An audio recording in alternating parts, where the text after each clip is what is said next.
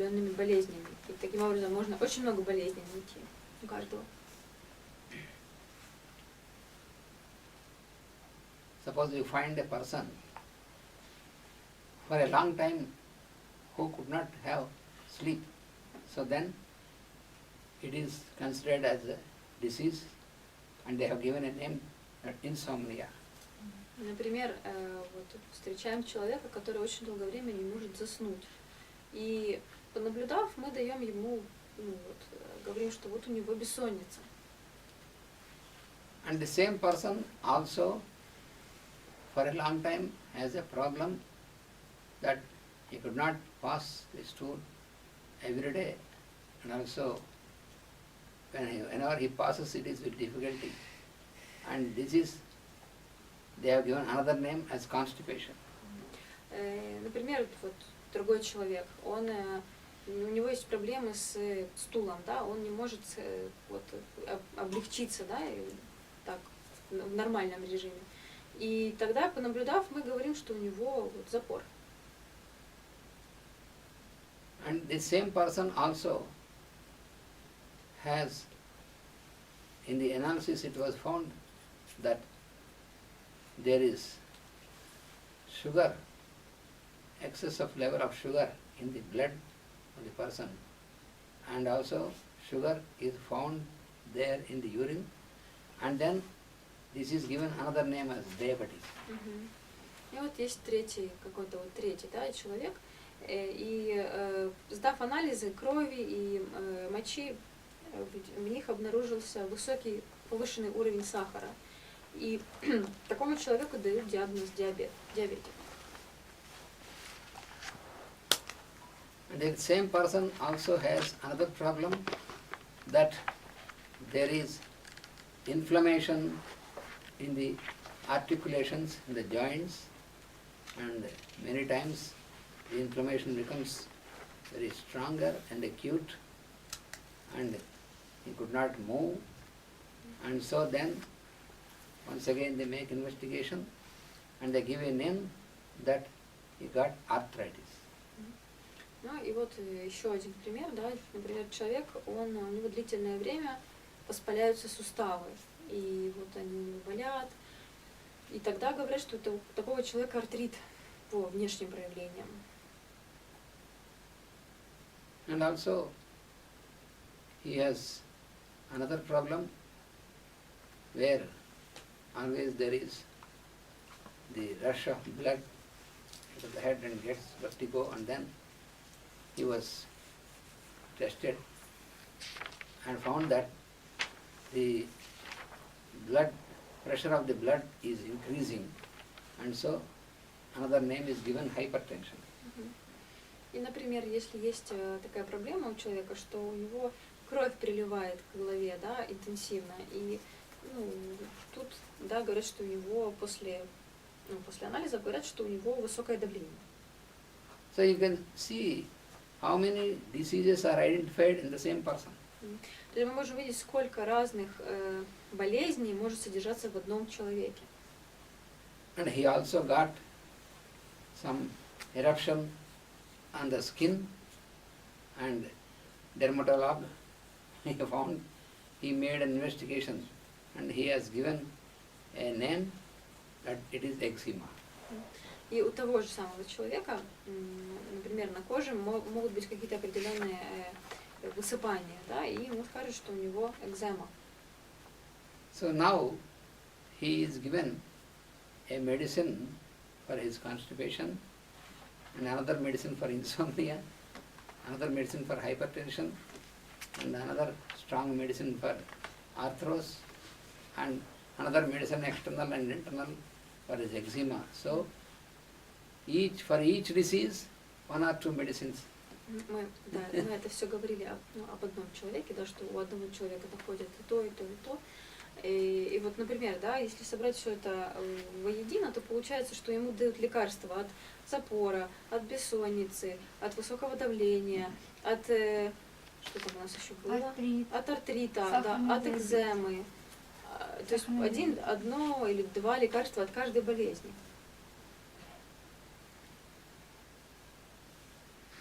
And then when so many medicines are given, these medicines will attack the body, and subsequently some new problems arise, like burning in the stomach and gastric problems, and then they give another medicine to suppress this gastric problem. Да, и когда он начнет принимать все эти лекарства одновременно, то они подавят еще больше его здоровье, и у него могут возникнуть проблемы, например, с желудком. И тогда ему уже будут давать лекарства от гастритов и от прочих проблем с желудком. So ultimately, the person has to take more quantity of medicine than food. И если, в общем, взять это все вместе, то он в конечном итоге должен съедать больше таблеток, чем еды. Количество. And if you ask the doctor how long I have to take these medicines, he said, yes, of course, as long as you are alive. Если пациент спрашивает доктора, сколько же мне стоит принимать эти лекарства, как долго, он говорит, можете до конца жизни.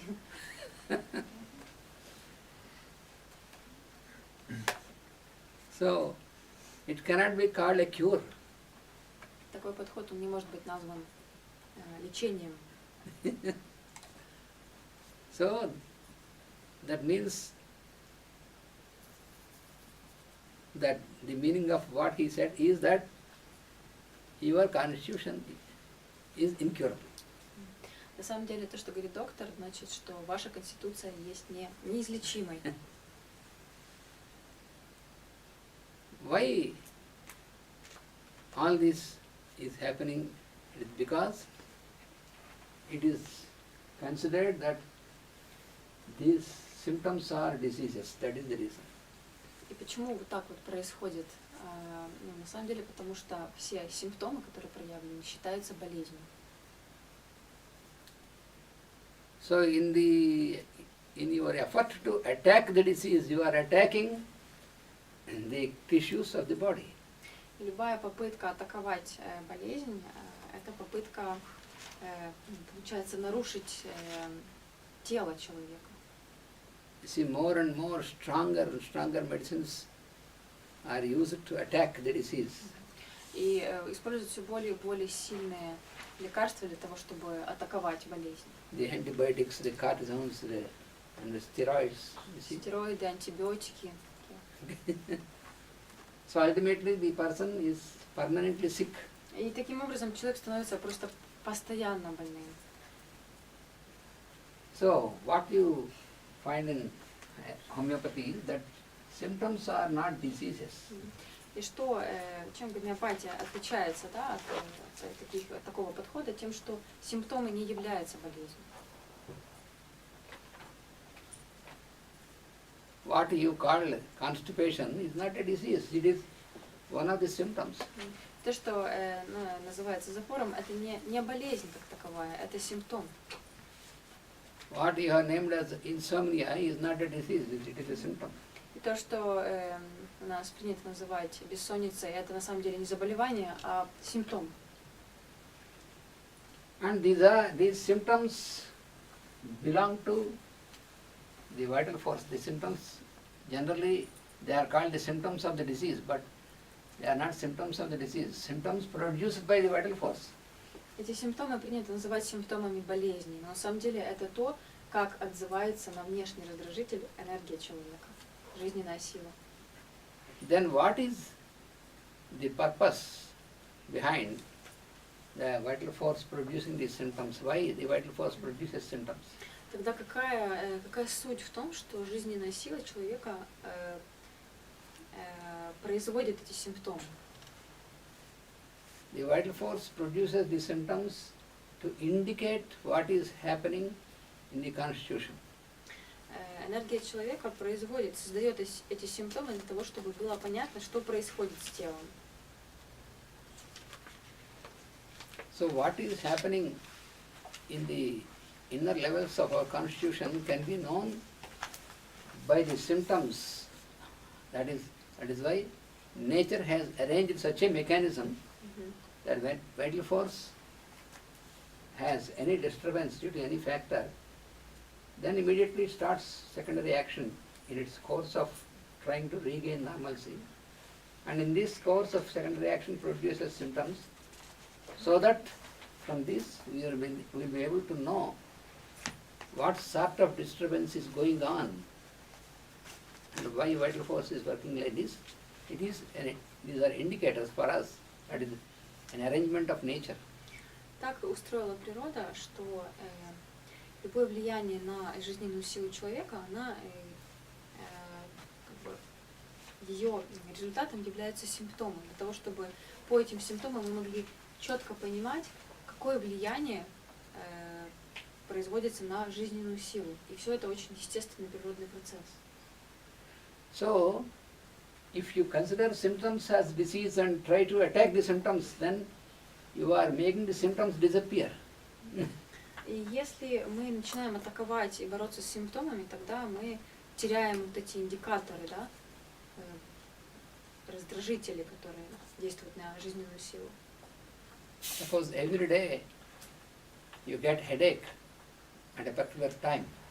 Например, ежедневно болит голова какое-то определенное время.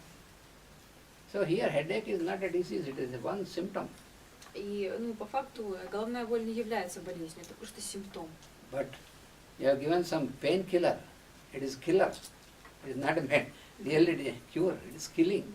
И вот врач дает таблетки, да, которые убивают боль, но на самом деле это средство, которое убивает боль, а не лечит, на самом деле, суть. You see, pain is a sensation, it is not at all something physical. Боль это всего-навсего ощущение, но она не является чем-то физическим. Sensation is felt by the mind through the senses. Ощущения, да, они приходят к нам через органы чувств, и они приходят в ум, это реакция ума. When you apply painkiller, this painkiller is disconnecting your mind from this sensation, and it is not really solving any problem which is the cause for this.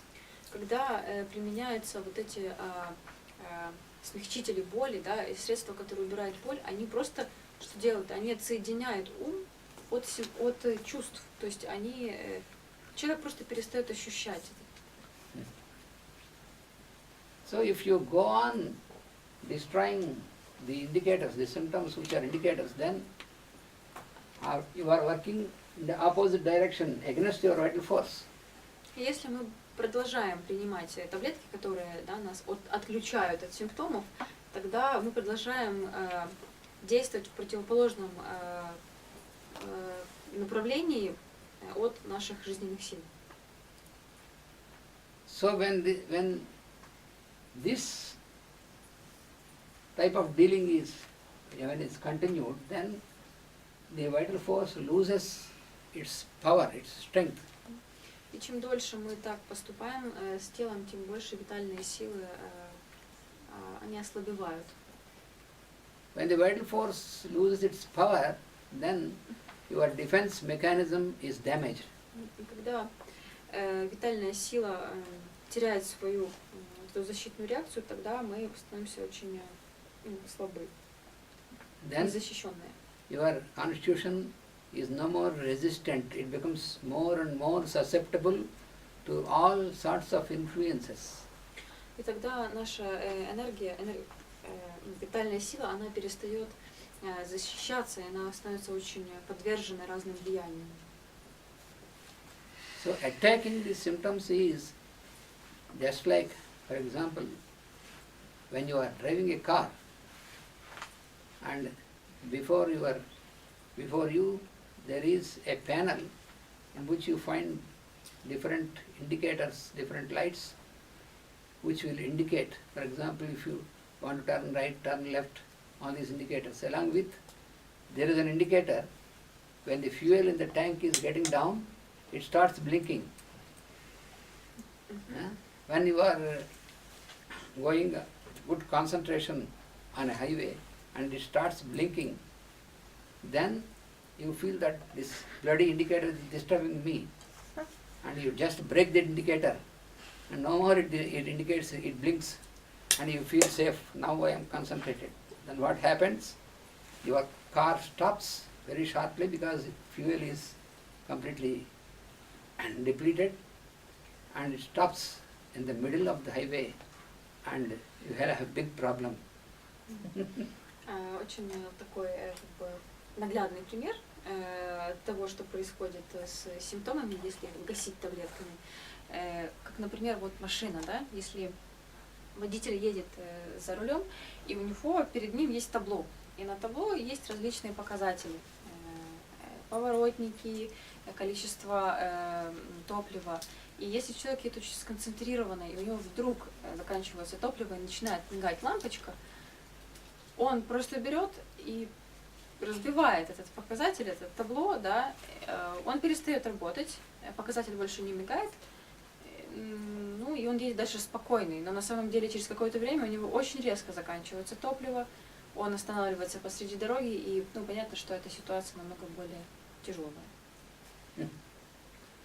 So what is the right way of doing is that when you see the blinking of this indicator, go into the petrol pump and fill the fuel, and automatically it stops blinking.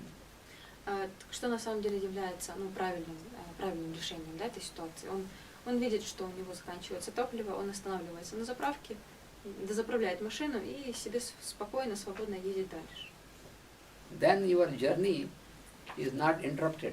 И тогда его путешествие не становится прерванным каким-то. So a similar thing happens when you try to attack the symptoms or destroy the symptoms which are indicators. You are attacking your own vital force. И таким образом то же самое происходит с симптомами. Если мы гасим симптомы, да, и подавляем их, то мы просто наносим вред нашей жизненной силе. So therefore, what you have to do is you have to act in such a manner that you can strengthen the vital force and you can direct the vital force in a proper manner. Поэтому что мы должны в этом случае делать? Мы должны прикладывать силы к тому, чтобы нашу жизненную энергию, наоборот, укреплять и идти с ней в одном направлении. Then as quickly as possible, then when vital force regains its normal structure, then already it is in health and there is no disease because it's changed its phase from disease to health. И как только, как можно быстрее, да, вот мы стараемся восстановить жизненную силу, и тогда состояние нашего организма переходит из состояния болезни естественным образом в состояние здоровья. Then automatically the symptoms will disappear because there is no need anymore for these. Secondary action is finished now. Therefore, there are no symptoms left. Как только мы восстановим здоровье, симптомы уходят сами собой, потому что у тела, у организма уже нет повода давать обратную вот эту вторичную реакцию. So in this way of dealing, you don't have any damage to your constitution. И действуя таким образом, нету никакого насилия, и мы не приносим никакого вреда нашему организму, восстанавливая жизненные силы. So then, how, in which manner that we can change the direction and strengthen the vital force? That is the next question. И следующий вопрос – это то, как же мы можем восстановить наши жизненные силы. It is not just only merely by, when a person is sick, suppose, and a person is suffering from, for example, lack of appetite, he is not able to take food. And you try to impress the person, tell the person you take food because you have to strengthen yourself. He is not able to take food because there is disturbance in the vital force. That is why the inclination to take food is gone. So if you compel the person to take good food, it is not possible. Ну, вот, например, такая ситуация, что человек чем-то заболевает, и у него пропадает аппетит. И вот как мы можем говорить, давай кушай, да, мы можем его как-то подбадривать на этом пути, но у него такое состояние тела, организма, что он не может кушать. У него, ну, в общем, нет у него аппетита. And also without eliminating the cause, if you just try to also not only with medicines, but for example, when a person is feeling weak, then suppose you dump vitamins and all these things into him. It is just like, for example, you take a bag of very rich food, and these food grains and all this, and then put it on the head, who is already weak. He cannot bear this. So in the same manner, dumping of vitamins and dumping of all these things directly, it makes no sense without restoring the normal function, because the vital force could not absorb it. Похожим примером является то, когда, например, человек очень слаб, он себя плохо чувствует, и ему стараются дать очень много витаминов, накормить его витаминами. И это то же самое, что если бы ему корзину с очень такой питательной пищей поставили на голову. То есть он никак не может ее в себя вобрать и извлечь из нее пользу, потому что его жизненная сила просто не может этого впитать в себя, принять.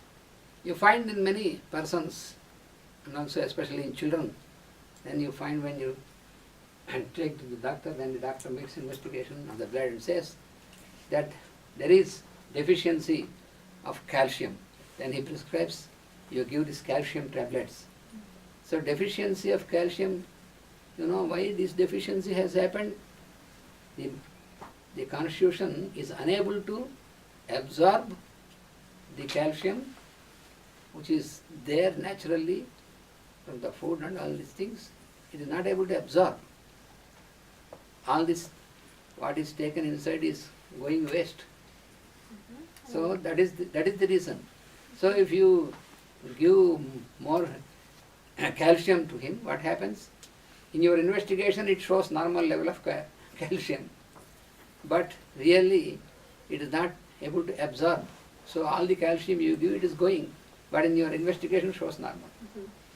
Например, когда приходит человек к врачу или ребенок, да, у которого есть какая-то недостача определенная кальция, и тогда ему прописывают пить, да, дополнительные порции кальция. Но на самом деле проблема не в том, что у него нет кальция, а в том, что его организм, его сила внутренняя не может этот кальций принять из естественных каких-то его вот там продуктов, которые он кушает. И весь кальций, который он употребляет сверх нормы, это все выходит у него из тела. Хотя анализы могут показывать, что ему кальция хватает. So therefore, what is to be done that you can strengthen the vital force, you can give proper direction to the vital force. What is the procedure for this? That is what is explained in this science. И таким образом, что должно быть сделано для того, чтобы мы могли восстановить и повлиять позитивно на витальные силы? Это на самом деле является главным вопросом гомеопатии, науки.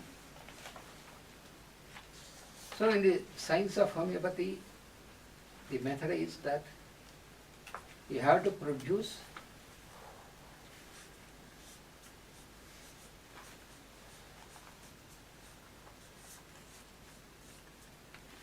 an artificial disease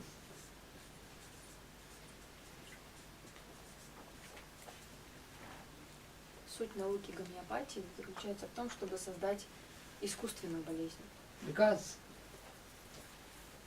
the original disturbance for which you are trying to use certain method to bring normal, the original disturbance is caused to some natural factors which are disturbing the vital force. They are from the natural source. So that is called natural disease. Любое влияние, которое приводит к болезни, это естественное влияние, природное влияние. So, when the vital force is affected by those factors, so then it has taken the form of a disease, and this is the natural disease, and here you are applying certain substance, and this substance, when applied on vital force also, it produces its primary action on the vital force, just like those factors. And again vital force takes a different form, and so that is artificial disease, because you have produced it. То, как, например, влияет какой-либо раздражитель на витальную силу изначально, это естественная, натуральная, настоящая болезнь. Но когда витальная сила повреждена и наступает состояние болезни,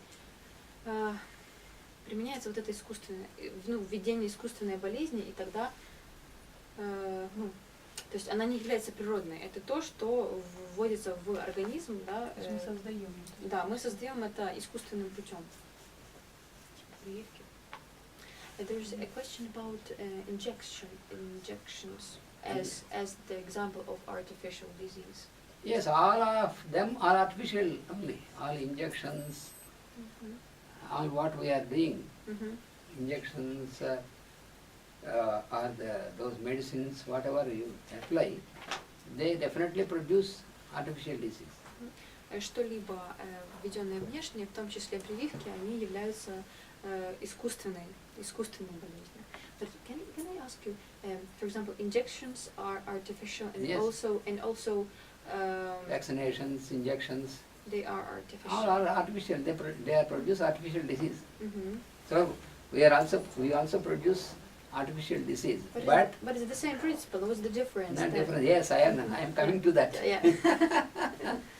Я забегаю наперед, простите, я хотела спросить о том, что если прививки, да, являются инородным, да, искусственной болезнью, и точно так же метод лечения гомеопатический, он также является искусственным, так в чем же разница?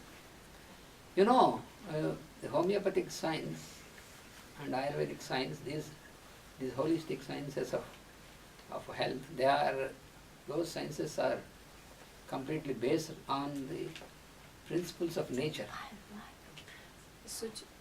law of nature. Суть в том, что наука гомеопатии и аюрведы, и все вот такие схожие холистические науки, они основаны на законах природы.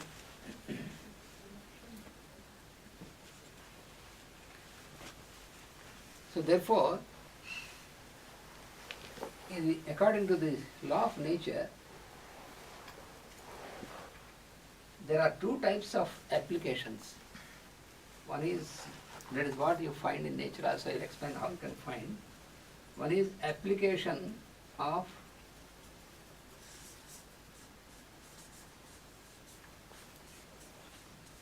similars, and another is application of opposites.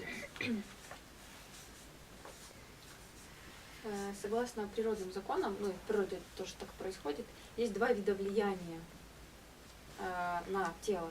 Это что-то, что схоже с внутренними процессами, и то, что противоположно внутренним процессам. So application of opposite effect is what is called antipathy.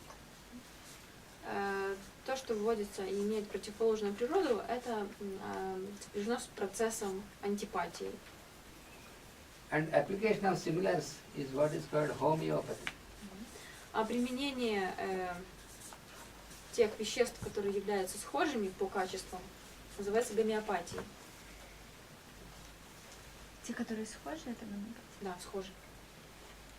And what will be the effect of these two different types of applications? That I will explain first.